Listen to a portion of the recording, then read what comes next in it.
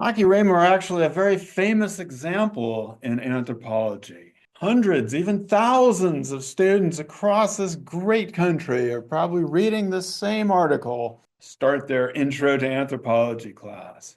In fact, they're so famous that they've been read outside of anthropology as well. Some people have read about them before they even come into the class.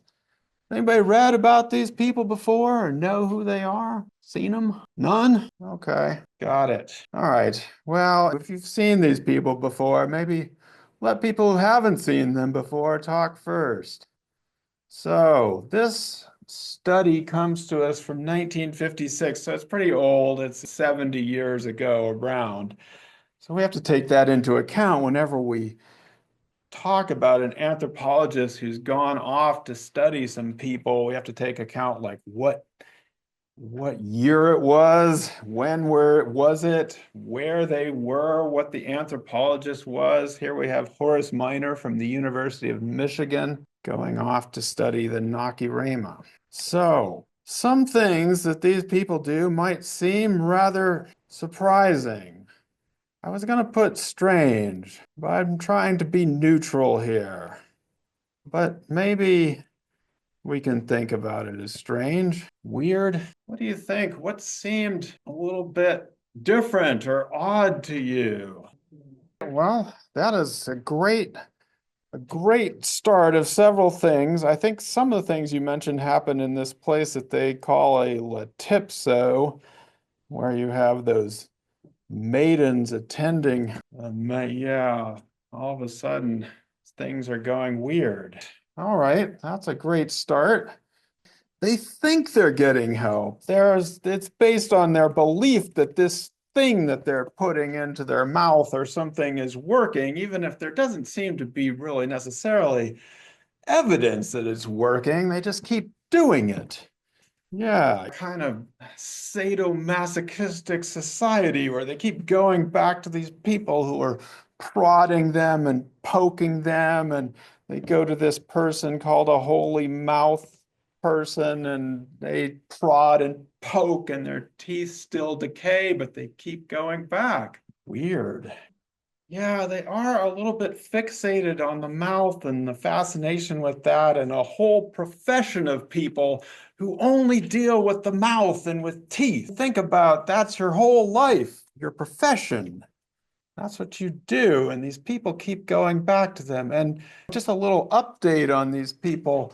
They were not very good mask wearers during COVID.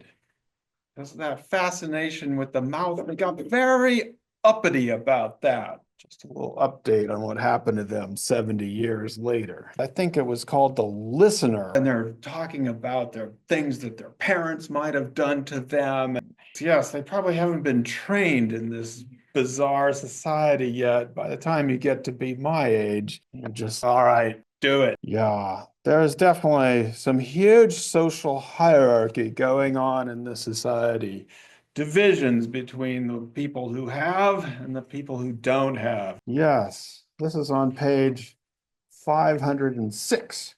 There are ritual fasts to make fat people thin and ceremonial feasts to make thin people fat. Still, other rites are used to make women's breasts larger if they are small and smaller if they are large. General dissatisfaction with breast shape is symbolized in the fact that the ideal form is virtually outside the range of human variation. The ideal form is practically nobody can achieve it. A few women afflicted with almost inhuman hypermammary development are so idolized that they make a handsome living by simply going from village to village and permitting the natives to stare at them for a fee. They go to a place and they go sometime to different places and yes, they might take off their clothes for money to be stared at. I can't imagine that this would happen in any society. I've never seen or heard tell of this before. There's no way this can be true. This never happens. So a lot of traits have been listed here. I might list a few more, and I just want to compare the Nacirema with US Americans, remembering that this was the 1950s, not today. So They have a bunch of shrines, as we've been talking about, little places. And if you're rich, you have many shrines. If you're poor, you're lucky to have one shrine. And of course, we have our bathroom rituals too, and we prioritize having a 3 or 4 bathroom house. Everybody needs their own bathroom these days. You don't want to just have one bathroom that you share.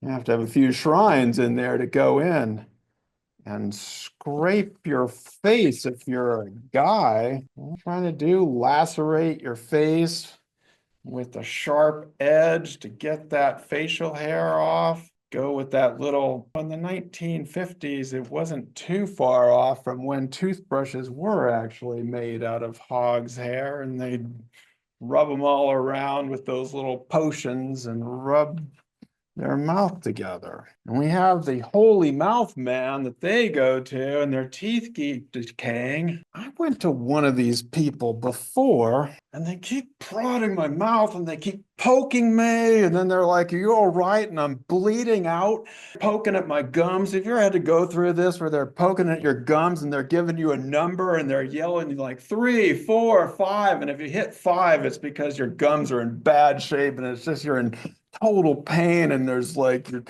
and then they're like, "Okay, you're looking good. You will need to floss more."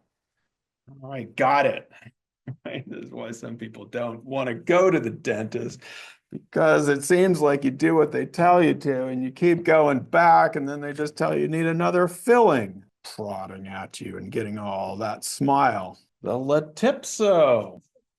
It does sound awfully similar to a hospital or a place where you go and you have to pay to get in. And if you can't pay, you don't get in. Definitely, you'll have to pay to get out. And here, nobody sees you doing anything. And then you have to put on that crazy gown that you can never tie, it ties in the back. Next thing you know, they're asking you to pee in a cup, do all these weird things. Yeah, of course the children object to going there. I don't want to do this shit. Why do you want to go to the hospital, man? That'd be the last place on earth you'd want to go to.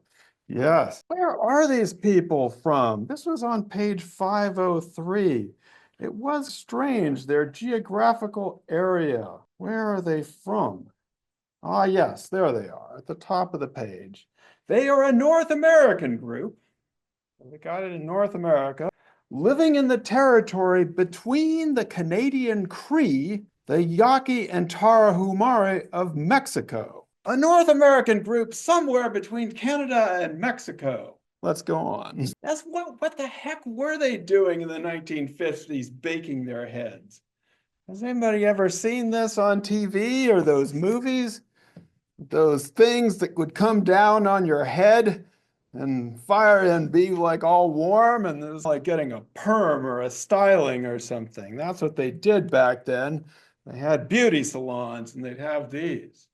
Of course, now we do something even weirder. What do we do instead of baking our heads? Shouldn't do this, by the way. Don't do it. Go down and bake our whole bodies and change them into a different skin tone, man. Lie there and get all baked up. Now we have, boy, if Horace Miner had been around today and looking at people going off to bake themselves in ovens for 30 minutes and get a tan, he'd be like, "Wow, these people are super weird."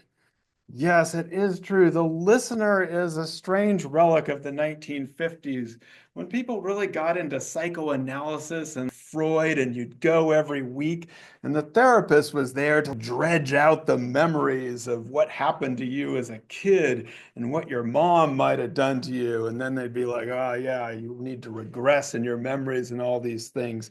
So that was known as psychoanalysis. We really don't do that much anymore.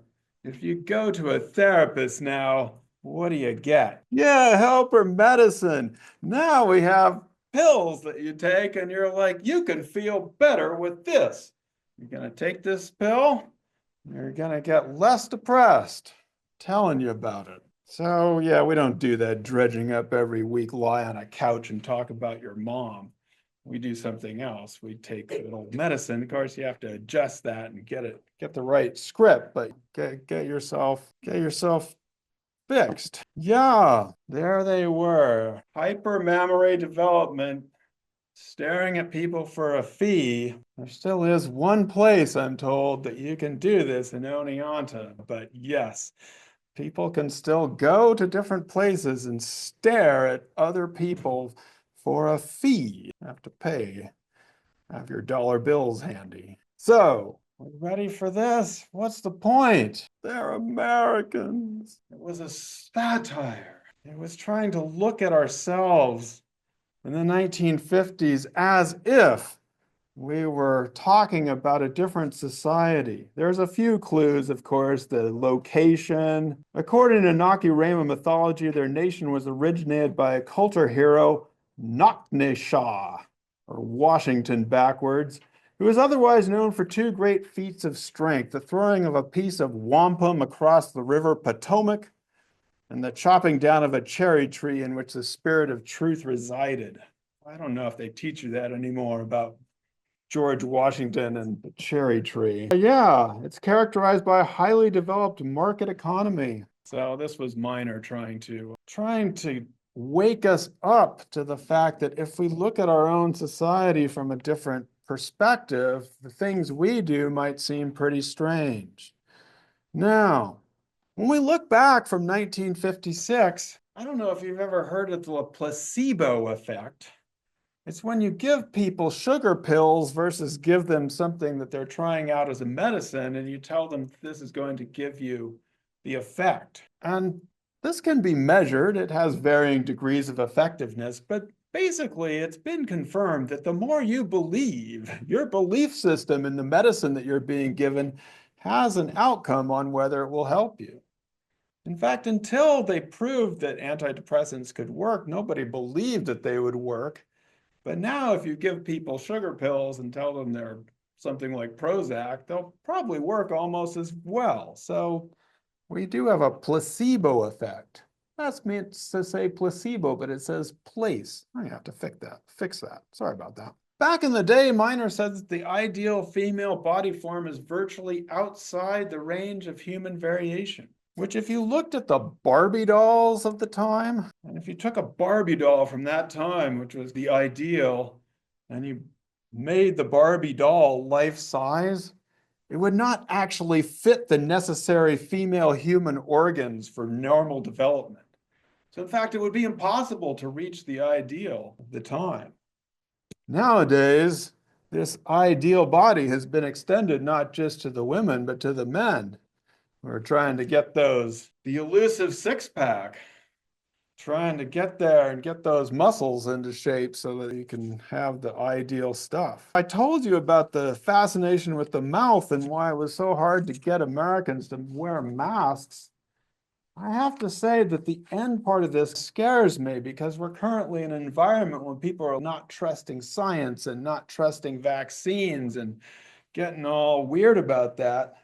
And as Miner put it at the end of this, they said, "Our review of the ritual life of the Nacirema has certainly shown them to be a magic-ridden people." Boy, you can buy a lot of magic online these days.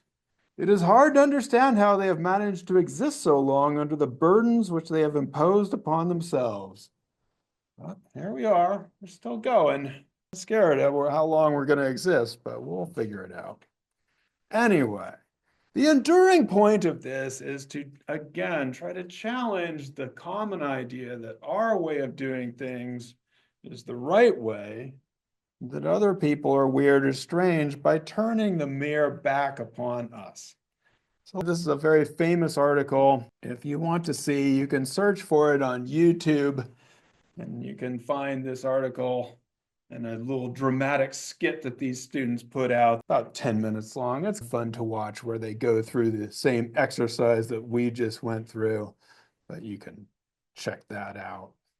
Now, I don't want to end this, though, without giving you some ideas about the problems or the problematic aspects, I think, of the issues in this article. Basically, what Miner, the author, does in this article is flip the us and the them around.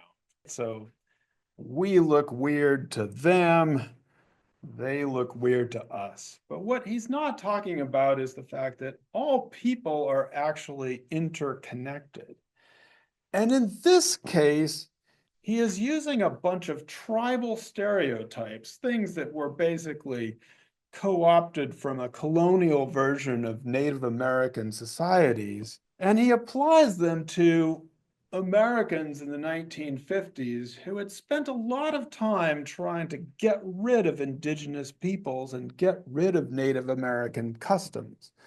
In fact, we recently, as a government, for the first time, apologized for ripping Native American children out of their homes and sending them to boarding schools where they were not allowed to learn their language or their culture or their society.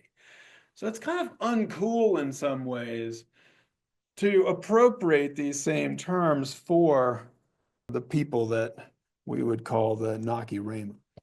And so he's in some ways portraying this group as being all the same, homogeneous, and basically frozen in a time period. And it relates to one of the most important parts is that we're weird to them, they're weird to us. That version of ethnocentrism is important to understand, but there is often also actually a power differential involved between people. And all people do not have the same power to express themselves or to be able to practice what they want to practice. So when you are looking at other people, when we read about other people in anthropology, those people out there, remember the lessons that we can take from the Nacirema. Remember what it felt like to be described in this way. All people are changing over time. People are not boxed in. The Nacirema of the 1950s are not the Nacirema of today. All people vary within a group. So you need to be careful about making assumptions about things that they do or things that we might say are generalizations or stereotypes about other people. And people are interconnected. That is to say, the relationship between the society that would form in the United States as the Americans is connected to the people who were here before and is still connected to those people around here and around the world. And so at the end of this chapter, the chapter 1 and in chapter 2 that we'll read before the exam, they're going to talk about this ethical issue of who gets to be the anthropologist and who gets to be the person who studies other people and who is the person who is under investigation. So again, just keep these lessons in mind as we read about other people.